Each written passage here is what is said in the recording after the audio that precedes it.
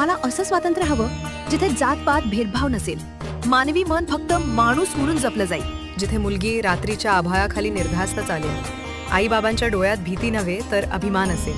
मला असं स्वातंत्र्य हवं जिथे भुकेला पोटभर जेवण मिळेल आणि शेतकऱ्याच्या कपाळावर कर्जाची नव्हे तर समाधानाची आठी असेल. मला असं स्वातंत्र्य हवं जिथे शिक्षण दारिद्र्याच्या भिंती ओलांडून प्रत्येक मुलापर्यंत पोहोचेल आणि स्वप्न उंच भरारी घेतील. मला असं स्वातंत्र्य हवं जिथे हवा स्वच्छ, नद्या निर्मळ आणि निसर्गाशी आपली मैत्री अटूट असेल. 1947ला आपण राजकीय स्वातंत्र्य मिळवलं, पण खरं स्वातंत्र्य अजून प्रवासात आहे.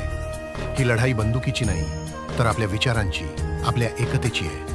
तिरंग्याखाली उभा असलेला प्रत्येक नागरिक तेव्हाच अभिमानाने म्हणू शकेल, आता आपण खरंच स्वतंत्र आहोत. सर्वांना स्वातंत्र्य दिनाच्या खूप खूप शुभेच्छा. अशाच कथा कविता ऐकण्यासाठी आमच्या चॅनलला सबस्क्राईब करा. नोटिफिकेशन करिता बेल आयकॉनवर क्लिक करा.